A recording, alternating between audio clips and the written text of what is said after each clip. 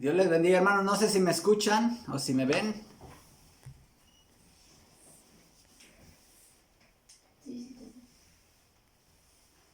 Ok. Dios les bendiga, hermanos. Pues sigamos teniendo en oración a estas familias amadas, hermanos. Mi familia Carpinteiro. Sigamos orando por nuestro hermano, la familia de nuestro hermano Erwin también. Por nuestra hermana Conchita Carpinteiro, que también está delicada de salud, y por toda la familia, hermanos. Les invito a abrir sus Biblias, por favor, hermanos, en Hechos capítulo 11. Hechos 11, nuestro recorrido que estamos haciendo a lo largo del libro de los Hechos nos lleva ahora a Hechos capítulo 11 y vamos a estar meditando, hermanos, en la enseñanza que hay detrás de este pasaje para nosotros en esta mañana. Hechos 11 del 1 al 18, voy a dar lectura yo, dice así la palabra del Señor. Oyeron los apóstoles y los hermanos que estaban en Judea, que también los gentiles habían recibido la palabra de Dios. Y cuando Pedro subió a Jerusalén, disputaban con él los que eran de la circuncisión, diciendo: ¿por qué has entrado en casa de hombres incircuncisos y has comido con ellos? Entonces Pedro comenzó a contarles por orden lo sucedido, diciendo: estaba yo en la ciudad de Jope orando, y vi en éxtasis una visión, algo semejante a un gran lienzo que descendía, que por las cuatro puntas era bajado del cielo y venía hasta mí. Cuando fijé en él los ojos, consideré y vi cuadrúpedos, terrestres y fieras y reptiles y aves del cielo. Y oí una voz que me decía: levántate, Pedro, mata y come. Y dije: Señor, no, porque ninguna cosa común o inmunda entró jamás en mi boca. Entonces la voz me respondió del cielo por segunda vez: lo que Dios limpió, no lo llames tú común. Y esto se hizo 3 veces y volvió todo a ser llevado arriba al cielo. Y aquí luego llegaron 3 hombres a la casa donde yo estaba, enviados a mí desde Cesarea. Y el Espíritu me dijo que fuese con ellos sin dudar. Fueron también conmigo esos 6 hermanos y entramos en casa de un varón, quien nos contó cómo había visto en su casa un ángel que se puso en pie y le dijo: envía hombres a Jope y haz venir a Simón, el que tiene por sobrenombre Pedro. Él te hablará palabras por las cuales serás salvo tú y toda tu casa. Y cuando comencé a hablar, cayó el Espíritu Santo sobre ellos también, como sobre nosotros al principio. Entonces me acordé de lo dicho por el Señor cuando dijo: Juan ciertamente bautizó en agua, mas ustedes serán bautizados con el Espíritu Santo. Si Dios pues les concedió también el mismo don que a nosotros, que hemos creído en el Señor Jesucristo, ¿quién era yo que pudiese estorbar a Dios? Entonces, oídas estas cosas, callaron y glorificaron a Dios, diciendo: de manera que también a los gentiles ha dado Dios arrepentimiento para vida. Oremos. Padre, en tus manos pongo este tiempo, Señor. Me pongo a mí mismo en tus manos, me encomiendo a tu voluntad, a tu dirección, Señor, en el nombre de Cristo Jesús. Amén. Cuando Dios destruye nuestros paradigmas, un paradigma, hermano, se puede definir como un cuerpo de ideas, una estructura de pensamientos, métodos, asunciones teóricas que nosotros sostenemos como seres humanos y que son las que van moldeando nuestra conducta, nuestra manera de hacer. Es decir, todo lo que hacemos todos los días como personas, e incluso como familias, e incluso como iglesia, hermanos, están fundadas o están gobernadas por nuestros paradigmas. Nosotros tenemos paradigmas, hermanos. Todos tenemos nuestros propios hábitos, y todo lo que hacemos, hermanos, está gobernado por estas estructuras mentales que han sido muchas veces heredadas de generación en generación, de generación en generación. Por ejemplo, alguien puede tener como paradigma esta estructura mental o este pensamiento: la vida es ahora y ahora es cuando debe ser disfrutada. Entonces, cuando tú tienes un paradigma así, por lo general las personas que tienen un paradigma así son gente que vive su vida endeudada, llena de deudas. Deben aquí, deben allá, deben en tal tienda departamental, deben acá, deben todo lo que tienen. ¿Por qué? Porque piensan que la vida es ahora y ahora es cuando hay que disfrutarla. Si esas personas cambiaran su paradigma por un paradigma de tener finanzas mucho más saludables y esperar lo que hacían los antiguos, ¿no? El famoso cochinito, y bueno, cuando ya completemos, entonces compramos lo que deseamos. Los paradigmas determinan, hermanos, lo que nosotros hacemos. Por cierto, ¿cómo nace un paradigma? Los paradigmas, hermanos, cuando hablamos a nivel de organización, si tenemos paradigmas a nivel personal, también existen paradigmas a nivel organizacional, ¿sí? A nivel familiar y a nivel organizacional. Por ejemplo, ¿cómo nace un paradigma? Se cuenta en una ocasión que colocaron a 5 monos en una jaula. Y en esta jaula, adentro de la jaula había una escalera, y arriba de la escalera había una penca de plátanos. Entonces, obviamente, los monos, después de un tiempo, quisieron probar los plátanos, pero ocurría algo, que siempre que subía un mono por la escalera y tomaba un plátano, el resto de los monos que se quedaban abajo eran bañados con agua fría, lo cual era totalmente desagradable para ellos. Así que esto fue muy irritante. Entonces subía un mono, agarraba un plátano y los de abajo eran bañados con agua fría. Así hasta que llegó el momento en que los monos que estaban abajo empezaron a golpear a cualquier mono que quisiera subir las escaleras. Y entonces, si algún mono quería subir la escalera, entonces los demás lo agarraban a golpes. Un día cambiaron a un mono, se lo llevaron y pusieron a un mono nuevo. Bueno, este mono nuevo, ¿qué creen que quiso hacer? Subir la escalera, y apenas le estaba subiendo cuando todos los demás lo empezaron a golpear. Y eso ya quedó establecido como un paradigma ahí en esa pequeña jaula, ¿sí? Todo mono nuevo que entraba y que subía las escaleras era golpeado, y ellos nunca sabían por qué lo golpeaban. Simplemente ya había quedado establecido, hermanos. Moraleja: no porque siempre se ha hecho así significa que siempre debe de hacerse así. En numerosos lugares, hermanos, a través de este libro de los Hechos, el autor humano Lucas ofrece solamente unos pocos detalles acerca de los relatos históricos que registra. Pero en este caso, hermanos, cuando habla acerca de la conversión de los gentiles, Lucas está destinando una gran porción significativa de su escrito, hermanos. Es prácticamente un largo capítulo y medio a la salvación de los gentiles. Eso quiere decir que es algo importante que el Espíritu Santo quiere decirnos en este libro, hermanos. Aquí es bastante minucioso el autor. Vamos a ver cuáles son la enseñanza acerca de cómo Dios rompió los paradigmas de la hasta entonces iglesia judía, hermanos, respecto a la salvación de los judíos. Para empezar, ¿cuál era el paradigma que tenía la iglesia de Jerusalén hasta este momento? Bueno, el paradigma era este: si algún no judío, es decir, algún gentil, quiere salvarse, primero tiene que convertirse al judaísmo, con todos los rituales. Tiene que circuncidarse si es varón. Tiene que guardar nuestras fiestas judías.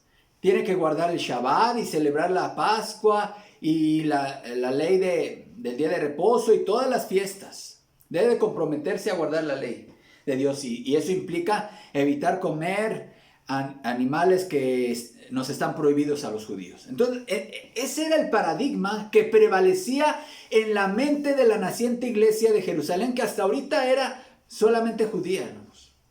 Dios estaba destruyendo, haciendo pedazos ese paradigma para siempre. Y no iba a ser algo sencillo, hermanos. Este tema no va a acabar en el versículo 18 del capítulo 11. Dios iba a tratar todavía con la iglesia sobre este punto más adelante, como lo veremos hasta el concilio de Jerusalén, primer concilio cristiano, hermanos.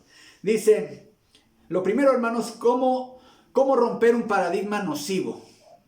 Sí, lo primero, debemos reconocer que todos, incluso los cristianos, hermanos, tenemos paradigmas que debemos revisar.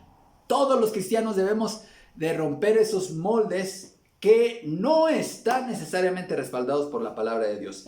Versículos del 1 al 3. Dice así: oyeron los apóstoles y los hermanos que estaban en Judea que también los gentiles habían recibido la palabra de Dios. Y cuando Pedro subió a Jerusalén, disputaban con él los que eran de la circuncisión, diciendo, note la pregunta, ¿por qué has entrado en casa de hombres incircuncisos y has comido con ellos? Inicia este versículo, el versículo 1. Oyeron los apóstoles y los hermanos que estaban en Judea que también los gentiles habían recibido la palabra de Dios. Lo primero que nos llama la atención, hermanos, al leer esto es la velocidad con la cual corren, y no diríamos corren, vuelan, hermanos, las noticias cuando alguien se atreve a hacer algo diferente en la iglesia. No. Pedro todavía estaba en Cesarea. Se quedó algunos días en casa de Cornelio y ya estaba la noticia de que los gentiles habían recibido la palabra del Señor, hermanos. Cuando tú participas en la ruptura de un paradigma en la iglesia, hermanos, el chisme no solamente va a correr, va a volar. Va a volar. La gente luego se va a enterar que estás haciendo algo distinto que hasta ahorita nadie se había atrevido a hacer en la iglesia. Sigue diciendo el versículo 2. Y cuando Pedro subió a Jerusalén, disputaban con él los que eran de la circuncisión. Pedro ya se imaginaba, hermanos, que su regreso a Jerusalén no iba a ser nada sencillo. Recordemos, Pedro había salido ya a hacer una visita pastoral, llegó a Lida, allá sanó a Eneas, a alguien que estaba paralítico. Después mandaron por él los hermanos de Jope y allá Dios lo usa para resucitar a Dorcas, y estando en Jope es llamado a Cesarea para predicarles a Cornelio y a sus familiares. Entonces, recordemos, Pedro se encuentra todavía en viaje misionero. Pero Pedro sabía, hermanos, que su regreso a Jerusalén no iba a ser nada sencillo. Y tal como ocurrió, hermanos, la gente no lo recibió con un culto de bienvenida a Dios y le dijo, oye, gracias a Dios, cómo Dios te usó para sanar a Eneas y cómo Dios te usó para devolverle la vida a Dorcas, que ya había muerto. De veras que eres un instrumento en manos de Dios, Pedro. Wow, que Dios nos permita ser usados como lo ha hecho contigo. No hubo nada de eso. No hubo felicitaciones, no hubo nada de eso. Aquí el peligro que veían estas personas con base en su paradigma era de reclamo. Sí, está bien, sanaste a Eneas, sí, está bien, resucitaste a Dorcas, pero ¿por qué comiste y entraste a casa de hombres incircuncisos? Ese era el grave problema. Fíjense, así de graves, hermanos, son y así de fuertes son los paradigmas con los cuales nosotros nos aferramos con tanta vehemencia muchas veces en nuestra vida. Que la gran y maravillosa obra de Dios, hermanos, la salvación de un alma, no nos importa. Lo que nos importa es que se hizo algo que al parecer no debería haberse hecho en la iglesia. Qué triste, pero así es de fuerte los paradigmas. Pedro ya se imaginaba que a su regreso de Jerusalén, hermanos, esto no iba a ser algo fácil, pero él ya venía preparado. Él no iba a discutir. Él no iba a ponerse soberbio tampoco y decir, a ver, yo soy un apóstol. No, él simplemente relató y en su relato, en su testimonio, él dejó establecido que esto era una obra de Dios, no era una obra humana. Dice aquí, disputaban con él los que eran de la circuncisión. Hermanos, para las personas que se resisten al cambio, para aquel que no quiere soltar paradigmas caducos, su reacción es disputar, discutir, pelear agresivamente o defender simplemente lo indefendible, hermanos. La palabra traducida como disputaban escuchen la palabra griega diacrino, que significa juzgar, examinar, hacer diferencia, separar. Es decir, aquí estos hermanos de Jerusalén, esta comisión de la iglesia que estaba recibiendo a Pedro, estaban ya juzgando a Pedro. examinando, cuestionando a Pedro, como cuando alguien hace algo malo, como cuando la fiscalía interroga a un malhechor. Así estaban aquí estos hermanos con Pedro. Lo estaban examinando, ¿sí? Pero estos hermanos, eran hermanos cristianos, eran hermanos auténticos. No eran gente ahí que eran simplemente simpatizantes. No, eran hermanos verdaderos. Quiere decir que un paradigma se puede arraigar en la mente de un cristiano verdadero. Hermanos, todos nosotros, seguramente, si reflexionamos, todos tenemos paradigmas mentales, ¿sí? Y tenemos estructuras de actuar y de pensar que creemos que no se deben de romper nunca. Ahora, ¿quiénes eran estos los de la circuncisión? No debemos pensar que se trate de una secta al interior de la iglesia, hermanos, porque hasta ahorita la iglesia pues permanece unida. Más bien era una forma de referirse a los hermanos que estaban en Jerusalén, que eran pues todos los de la iglesia cristiana en Jerusalén.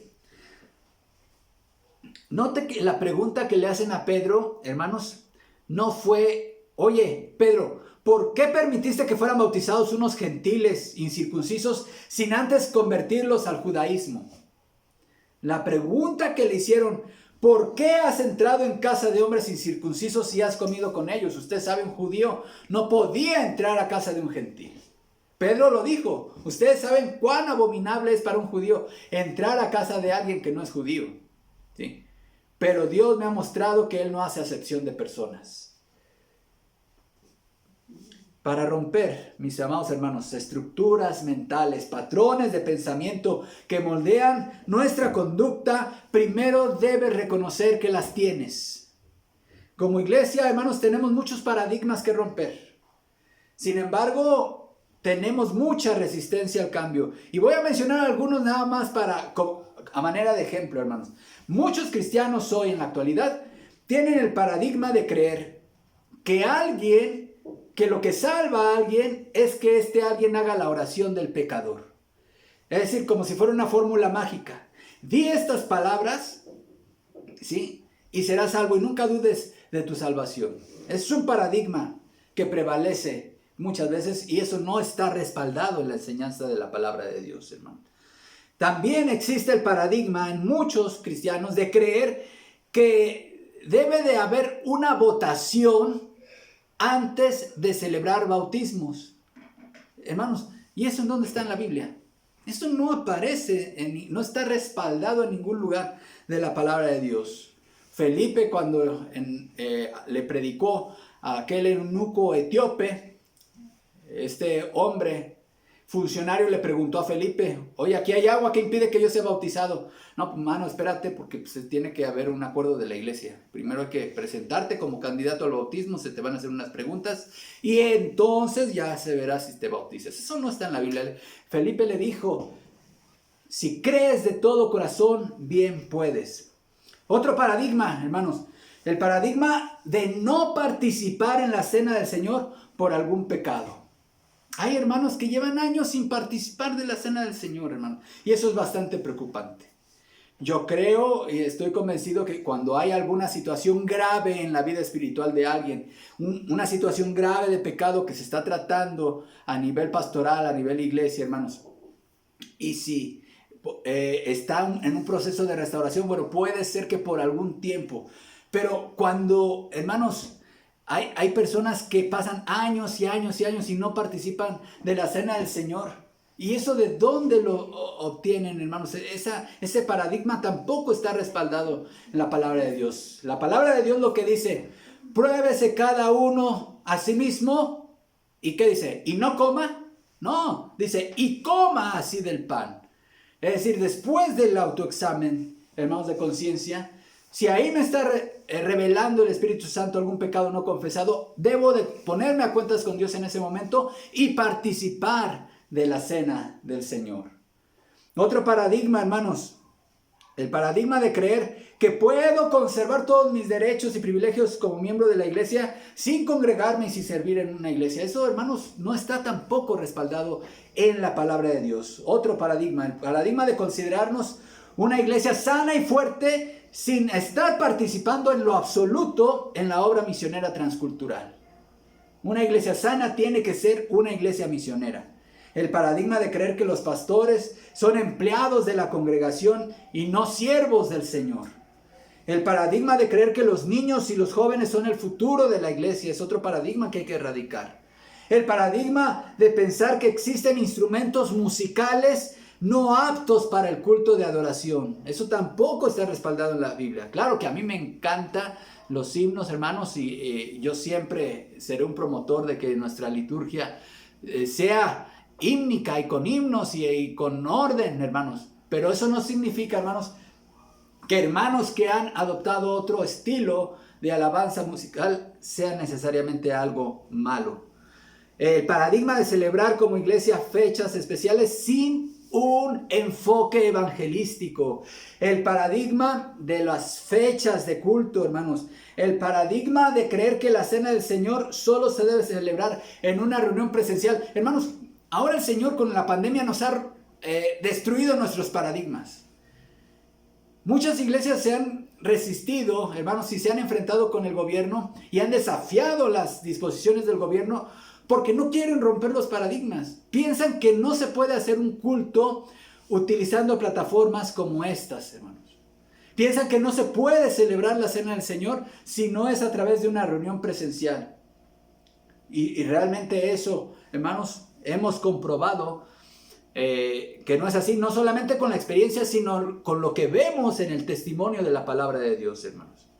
El paradigma también de creer que solamente existe o se debe usar una sola versión de la palabra de Dios.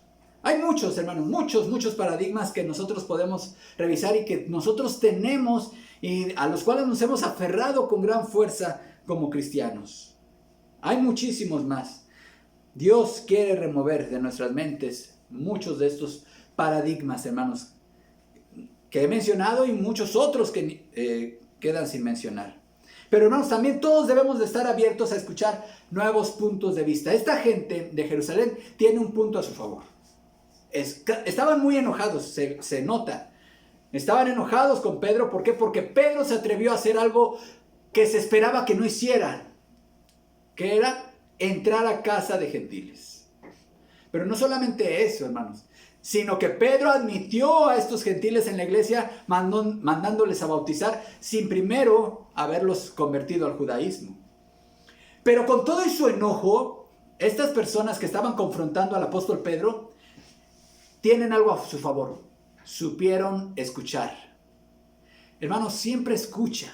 Aunque no estés de acuerdo con la otra persona que tiene un punto de vista diferente, siempre debes de estar dispuesto a escucharlo. Escuchen estas personas. ¿Cuál fue su actitud? Entonces comenzó Pedro a contarles por orden lo sucedido, diciendo: estaba yo en la ciudad de Jope orando y vi en éxtasis una visión, algo semejante a un gran lienzo. Un gran lienzo que descendía, que por las 4 puntas era bajado del cielo y venía hasta mí. Cuando fijé en los ojos, consideré y vi cuadrúpedos, terrestres y fieras y reptiles y aves del cielo. Y oí una voz que me decía: levántate, Pedro, mata y come. Y dije: Señor, no, porque ninguna cosa común o inmunda entró jamás en mi boca. Entonces la voz me respondió del cielo por segunda vez: lo que Dios limpió, no lo llames tú común. Y esto se hizo 3 veces y volvió todo a ser llevado arriba al cielo. Y aquí, luego llegaron 3 hombres a la casa donde yo estaba, enviados a mí desde Cesarea. Y el Espíritu me dijo que fuese con ellos sin dudar. Fueron también conmigo estos 6 hermanos y entramos en casa de un varón, quien nos contó cómo había visto en su casa un ángel que se puso en pie y le dijo: envía hombres a Jope y haz venir a Simón, el que tiene por sobrenombre Pedro. Él te hablará palabras por las cuales serás salvo tú y toda tu casa. Y cuando comencé a hablar, cayó el Espíritu Santo sobre ellos también como nosotros al principio. Entonces me acordé de lo dicho por el Señor cuando dijo: Juan ciertamente bautizó en agua, mas vosotros seréis bautizados con el Espíritu Santo. Si Dios pues les concedió también el mismo don que a nosotros que hemos creído en el Señor Jesucristo, ¿quién era yo que pudiese estorbar a Dios? Hermanos, Pedro ya iba preparado para no exponerse y exaltarse ni caer en provocaciones. Con mucha prudencia, con mucho control de sus emociones, calmó los ánimos de los hermanos y simplemente empezó a relatar lo sucedido. Y ellos estuvieron dispuestos a escuchar un punto de vista diferente. Uno de los grandes problemas que tenemos en nuestras relaciones humanas, hermanos, es nuestra falta de habilidad para escuchar.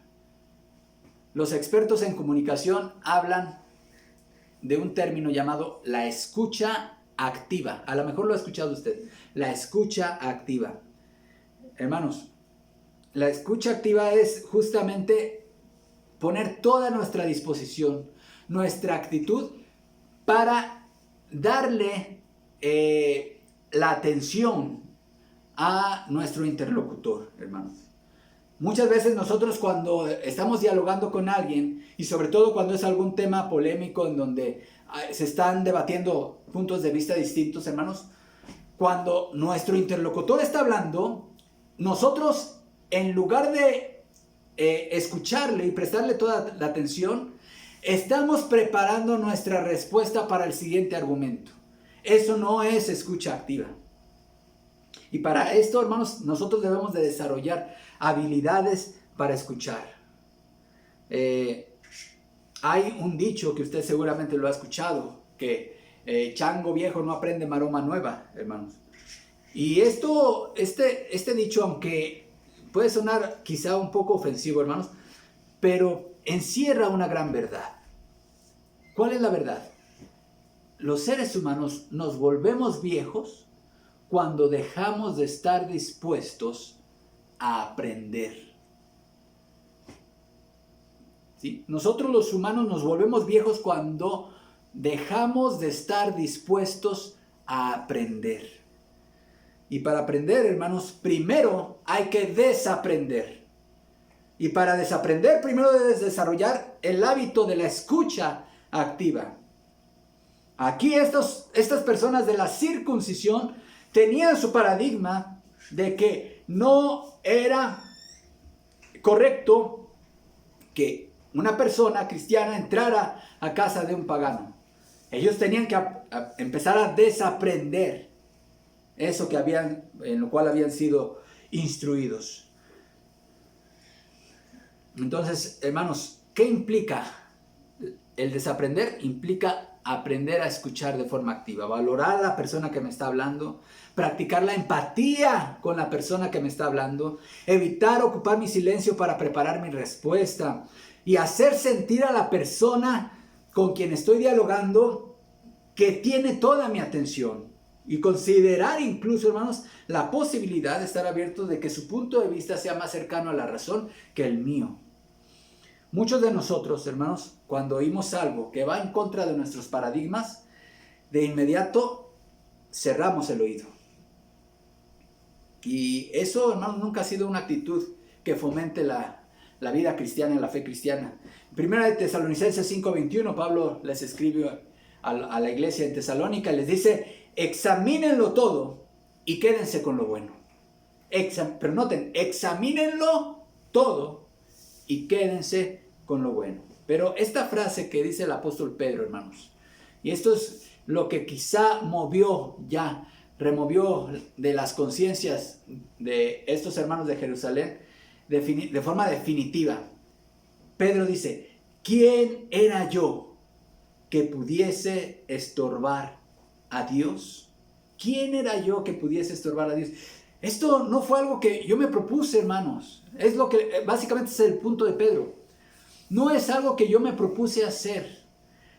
Pedro no dijo: bueno, voy a hacer mi plan, mi itinerario de mi viaje pastoral. Entonces primero voy a ir a Lida, después voy a ir a Jope y después a Cesarea. Y ahí en Cesarea voy a entrar a casa de un gentil y les voy a predicar y los voy a bautizar. No fue un plan que Pedro haya establecido con anticipación, sino que todo lo hizo Dios. Dios fue quien le mostró esa visión a Pedro en aquella azotea de la casa de Simón el curtidor en Jope. Dios fue quien le ordenó a Cornelio, manda a traer a Pedro. Todo lo hizo Dios. Dios fue quien derramó el Espíritu Santo sobre los nuevos creyentes allá en casa de Cornelio. Hermanos, Dios ha destruido a muchos paradigmas nuestros en esta época. La pandemia, hermanos, nos ha enseñado que Dios puede hacer de nuestros paradigmas lo que Él quiera. Mucha gente pensaba que con los templos cerrados era imposible tener cultos, celebrar la cena del Señor, evangelizar, discipular, etcétera, etcétera. Y el Señor nos ha demostrado que no es así. Quienes se oponen, hermanos, a esta obra de Dios deberían hacerse esta pregunta: ¿quién soy yo para estorbar a Dios? Hermanos, Dios está haciendo algo nuevo. Y si Dios ya recibió a los gentiles, a Cornelio, a su familia y a sus amigos, hermanos, ¿quiénes somos nosotros para no recibirlos?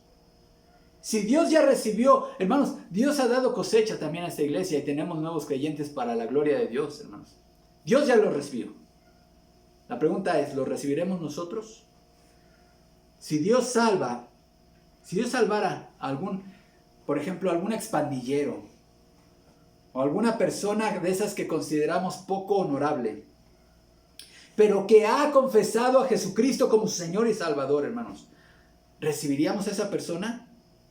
O asumiríamos una actitud como los judaizantes y primero le diríamos, bueno, a ver, para pertenecer a nuestra iglesia, qué bueno que ya confesaste a Jesucristo como tu Señor y Salvador de tu vida, perfecto. Pero si quieres pertenecer a esta iglesia, primero si eres hombre, debes de cortarte ese pelo largo que andas trayendo. O primero debes quitarte todos los tatuajes que traes ahí en tus brazos. O primero debes de renunciar a ser fan de los Tigres del Norte o de cualquier otro grupo. O primero debes de rasurarte de esa barba de leñador, porque aquí no lo admitimos. O si eres mujer, quitarte ese tinte color verde que tienes en tu cabello. Si Dios ya recibió a estas personas, hermanos, nosotros no somos nadie para ponerle condiciones, requisitos. Dejemos que sea el Espíritu Santo quien continúe la obra en sus corazones, hermanos. Esta gente judía en Jerusalén estaba muy aferrada a su paradigma. Dicen, bueno, si algún no judío quiere ser judío, primero, si es hombre, tiene que circuncidarse. Dice Dios, no es así. No es así, y yo lo estoy demostrando que no es así. Si Dios ya ha recibido al hermano, ¿quiénes somos nosotros para no recibirlo? ¿Quiénes somos para estorbar a Dios? En tercer punto, hermanos, todos debemos estar dispuestos a renunciar a nuestros paradigmas obsoletos. Hechos 11:18. Y al oír esto, note la versión de las Américas, me encanta cómo lo dice. Al oír esto se calmaron y glorificaron a Dios diciendo, así que también a los gentiles ha concedido Dios el arrepentimiento que conduce a la vida. Cito la versión de las Américas, hermanos, porque nos pone una mejor traducción. Después de escuchar a Pedro y escuchar el testimonio de lo que Dios había hecho, estos hermanos se les bajó su enojo. Dice, se calmaron. Cambió la actitud, hermanos. Y dijeron, y glorificaron a Dios, dijeron, de manera que también a los gentiles ha dado Dios arrepentimiento para vida. Aquí está el cambio de paradigma. Por cierto, hermanos, aquí vemos cómo el arrepentimiento es un don que Dios concede de manera soberana para aquellos que ha determinado salvar. Como oraba Agustín de Hipona, concédeme, oh Dios, lo que pides y pídeme lo que quieras. Hermanos, cuando Dios quita un paradigma en su iglesia y cuando Dios hace algo nuevo en su iglesia, es con el propósito de que Dios reciba toda la gloria. Todo cambio de mentalidad, toda destrucción de un paradigma, hermanos, debe conducir a que la iglesia glorifique a Dios. Mucho me temo, mis amados hermanos, que sea más fácil que un cristiano judío del siglo I renuncie a un paradigma o a su paradigma, como el que les acabamos de mencionar, que por cierto, el cambio de mentalidad, hermanos, podría traerles muchos problemas para el resto de la comunidad judía. Pero mucho me temo que sea más fácil que un judío del siglo I cambie un paradigma a que un cristiano evangélico del siglo XXI renuncie a sus paradigmas eclesiásticos a los cuales está bien arraigado. ¿Cuáles son las estructuras mentales con las cuales tú piensas que por practicarlas, a lo mejor son tradiciones, a lo mejor son formas en las cuales tú has adoptado en forma personal para tú acercarte más a Dios, pero no son un mandamiento como tal? Y tú te aferras a ellas porque a ti te han sido de bendición, pero no tienes ningún derecho para obligar a todos a sujetarse a esos paradigmas. Dios está aquí destruyendo un paradigma en su iglesia. Por cierto, una obra de Dios que hizo posible que tú y yo hoy estemos, hoy domingo, glorificando al Señor. Tú y yo que somos gentiles. Tú y yo que no corren nuestras venas sangre judía, no, somos gentiles totalmente, pero Dios, con esta obra que hizo, hermanos, hizo posible que tú y yo formemos parte de la iglesia de Cristo. No tomemos actitudes de rechazo, hermanos. ¿Por qué rechazar a aquel hermano que se quiera acercar a la iglesia? ¿Por qué rechazar a aquel a quien Dios ya recibió? No nos veamos en la actitud de querer estorbar a Dios. Oremos. Padre, gracias por tu palabra, Señor. Gracias porque tú rompiste un paradigma arraigado en la naciente iglesia judía de Jerusalén, Señor. Y con esta obra, Padre, que tú hiciste, nos permites la entrada a tu iglesia. Ahora formamos parte de tu iglesia como un pueblo unido, judíos y gentiles, glorificando al único Dios vivo y verdadero. Recibe la gloria y la honra, Señor, en Cristo Jesús. Amén. Que el Señor les bendiga, hermanos.